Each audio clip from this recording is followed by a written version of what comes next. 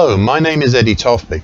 I'm Head of Technical Analysis and Senior Markets Analyst at ADM Investor Services International Limited. And here is your weekly technical analysis of New York and London sugar markets. New York sugar.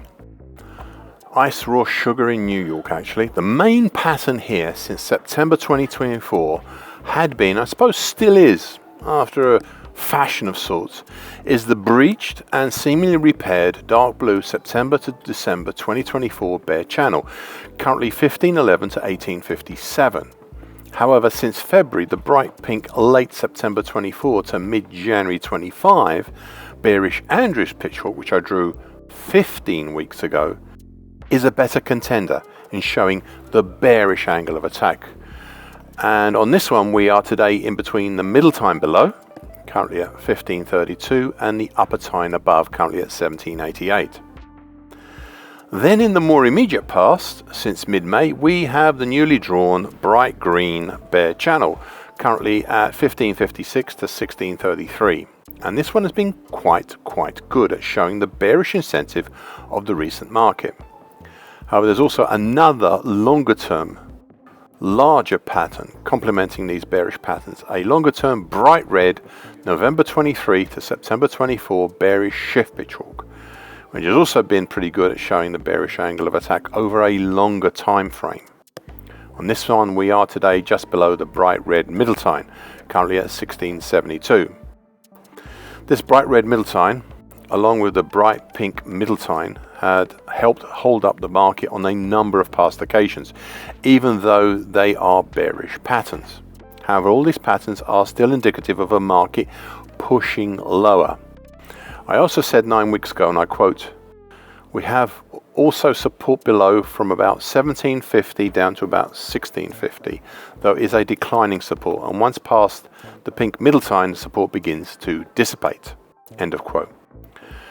Well, the supports, for what they are declining. We have this month pushed down through the April 2017 high at 1716, the May 2017 high at 1659, and even temporarily below the February 2020 high at 1591, all quite old supports. On this daily chart, we don't have much fixed support below this 1591 level until the March 21 low at 1467. Now, I also went back 9 weeks ago back to my monthly charts in a further effort to get a handle on what the technicals were operating here. And the major pattern I saw there, which has just been completed, is the double top, an Adam and Eve type, that had been constructed throughout 2023.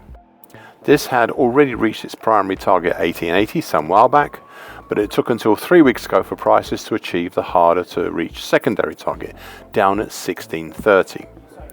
So, going forward, the green bear channel continues to be the one to watch for the immediate future.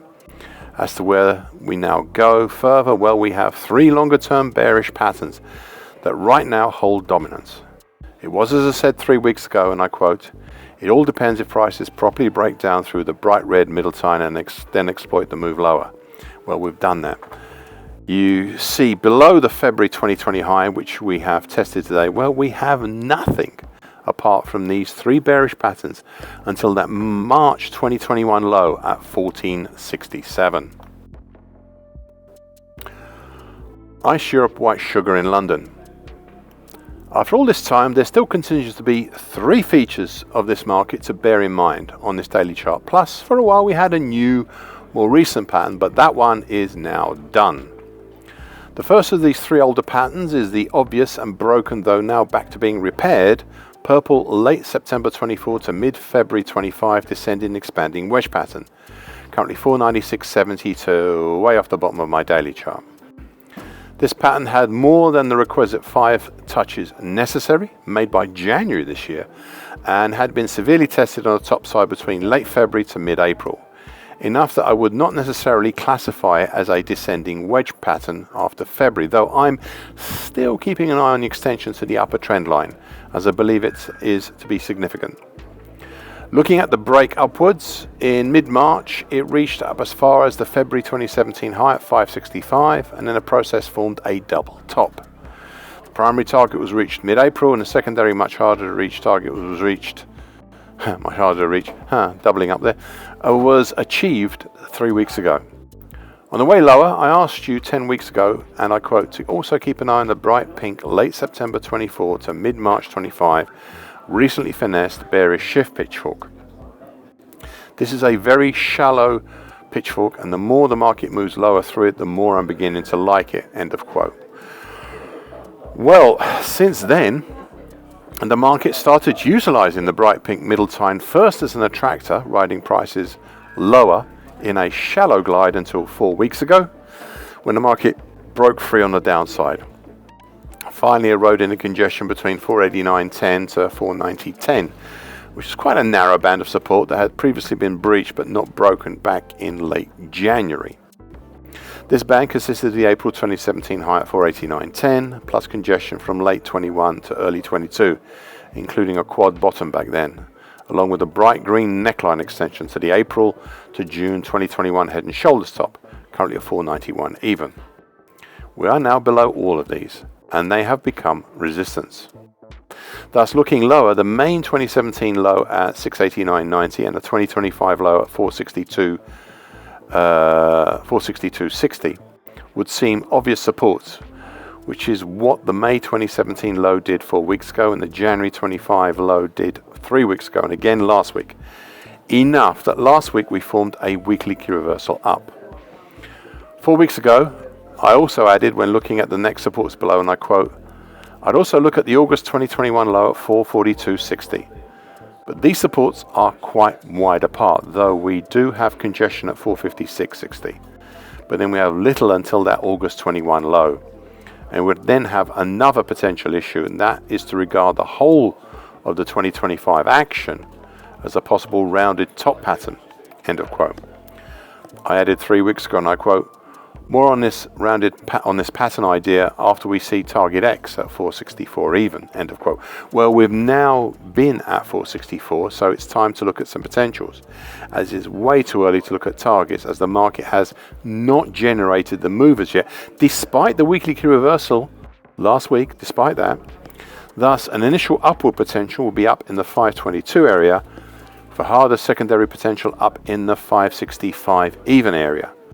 On the downside, a primary potential will be down in a 449 zone, so not too far away, but with a harder secondary potential down in the 361 zone, or in other words, around the bottom of my current daily chart. More on these as they develop. Sugar white premium spread. Some interesting gyrations here in recent times. 11 weeks ago we had a weekly key reversal up, though it also ended up as a weekly indecisive doji cross, yet at the time it had the highest close since mid-July last year. A week later, so 10 weeks ago, we had an even more dramatic immediate countering weekly key reversal down, pushing a closing below the declining gold long moving average, currently at 102.25. The week after that, so 9 weeks ago, we had a counter to the counter combined bullish Harami and bullish closing white Mariposa. This was followed the week after, so 8 weeks ago, by a third countering bearish dark cloud cover pattern and bearish double. We then had the following week, that's 7 weeks ago, an inverted hammer pattern, which is a dubious pattern as it is traditionally seen as a bullish reversal pattern. However, the data indicates differently in that between 6 to 7 times out of 10, it acts as a bearish continuation pattern. The market this time followed the data rather than tradition, though it did so cautiously, with the following week, so that's 6 weeks ago, being an indecisive spinning top. But it was also week 2 in a 2-week bearish separating lines pattern, followed by another weekly inverted hammer that saw the market once more follow the data rather than tradition, leaving us 4 weeks ago with admittedly a lower but still indecisive doji cross, and the lowest low and low close since mid-February. 3 weeks ago we had another hammer pattern, but also a bullish engulfing pattern, which, to be honest, the latter wasn't that hard to do, as the previous week was an indecisive doji cross. But then 2 weeks ago we had an expansionary bullish white Mariposa, verging on being a bullish long white Mariposa, and enough of a move higher to push up through all the moving averages.